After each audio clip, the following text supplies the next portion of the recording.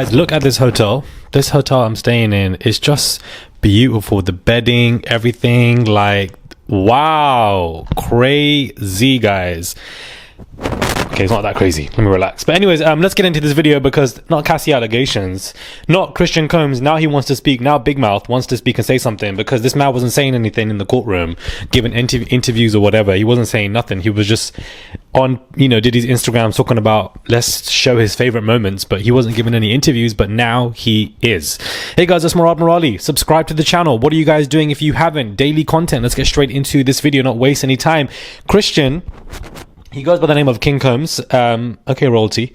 He talks about, I feel good. The whole family, we feel good. We just, humbly, just waiting for the sentencing and waiting for Pops to come home. We got good expectations. This obviously confirms that the family is going to be there at the sentencing. The family is going to be there. I'm going to be there. Janice is going to be there. Come on down, Janice. Do you understand? Come on down. We were in the cafeteria together. I want to see her again. Let's go. Do you understand? There literally has never been a case like this one he refers to, and he basically is very happy. He wasn't humble. This man was dancing around when his father basically got off RICO, but that's his father, so what do you expect him to do? But he basically gave an entire interview to Billboard and spoke about this in detail. And he obviously talks about the fact that, Kanye West is kind of helping to produce stuff for him, and he needs to stay away from Kanye West if at best, but it is what it is. We love everybody. I'm so happy. Diddy's coming home. God bless the world. He continues to say, shout out to Kanye West. He reached out to me during a time where, a lot was going on, probably the worst time of my life. And he reached out to lend support. It's a no-brainer, of course. They're basically coming out with an EP, and the new tape is called Never Stop, and it's out right now. It's going crazy. I mean, it isn't, but okay. I'm happy to be here with Billboard. Thank you guys for having me. He continues to talk about basically Kanye West. And he says, I think now that the truth is getting out and Diddy's on the way home, I think we just need to stay with positive, spread love. I just hope all the hate and all the negative stuff is past us and we can just move forward. I mean, just because this guy was acquitted of RICO does not mean that this man was innocent. We all saw the tape of him in the hotel doing whatever he was doing, let alone these civil lawsuits. Like, I can't take people who see Diddy as an innocent individual. Like, I don't know what his sons are trying to do here, but it's no doubt that he's given this interview to Billboard to promote his music with Kanye West, which I don't think is really going to do much other than go platinum copper.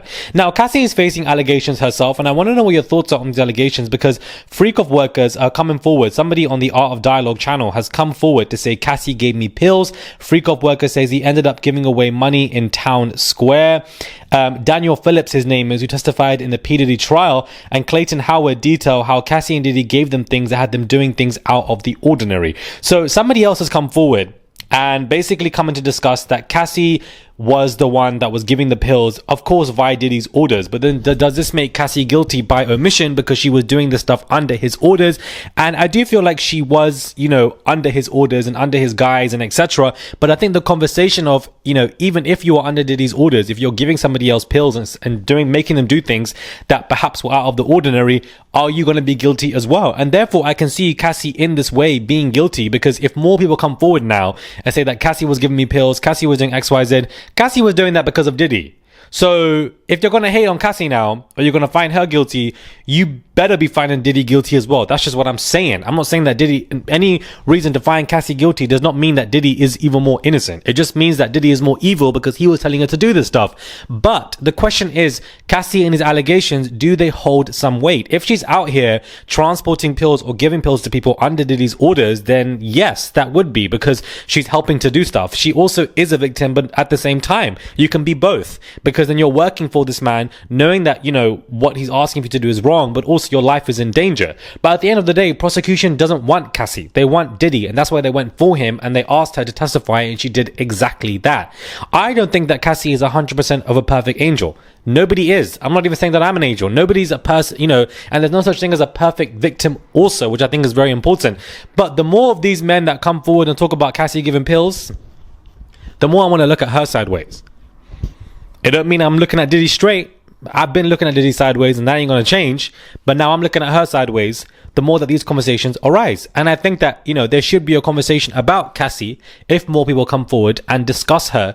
But I just don't like the people who want to discuss Cassie as being, this kind of manipulator or etc., but then suddenly want to see Diddy in a positive light. I don't like that narrative, because that simply is not the case in any way, shape or form. But that's what people are saying about Cassie, that she basically is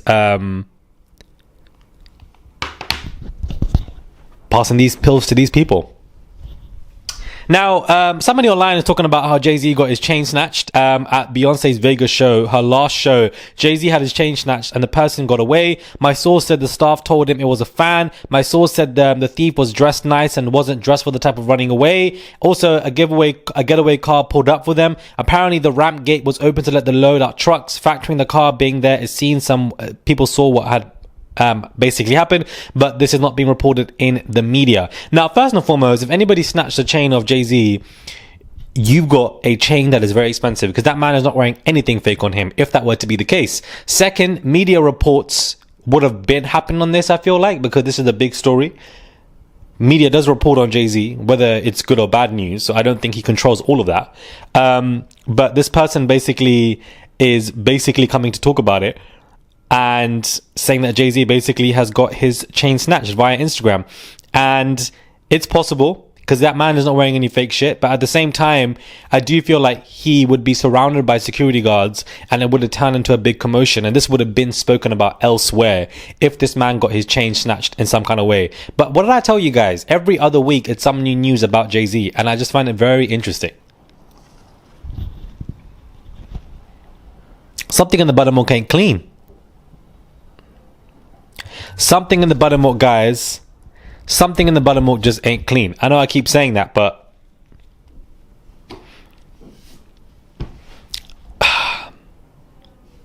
something in the buttermilk is just not clean.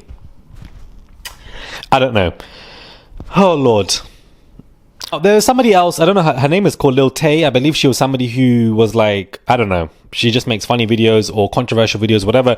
Basically, she just turned 18. She said that she's freshly turned 18. I'm on OnlyFans, and the girl made roughly like $1 million in 3 to 4 hours from sick and twisted men who were so desperate to sign up to a freshly turned 18-year-old's OnlyFans to look at what she was going to post. She was describing it herself. Her parents failed her, if that is what you're doing, in my opinion. Freshly turned 18 pictures ready to show you guys, turning 18 on the clock. Subscribe and see. Your parents have failed you. I'm so sorry. That's just the way I see it, because this is diabolical. Even the money that you're making, like, it's just really not worth it, in my opinion, because it's just based on these dumb men, and there's just so many of them out there in the world. So it's just a story that I saw, and yet again, I just feel like people are, you know, it's just I don't know. It's just weird. The fact that she made $1 million in 3 to 4 hours talking about freshly turned 18 pictures. I don't know. It's a lot. Let me know what thoughts are, guys, when it comes to this video. Do subscribe to the channel, comment down below, give this video a thumbs up. I would appreciate it. It's just one click to subscribe. That's all you guys have to do. I zoomed out in this video so that you guys could see the hotel, because that thing is given. Do subscribe, and I'll catch you guys soon for another video.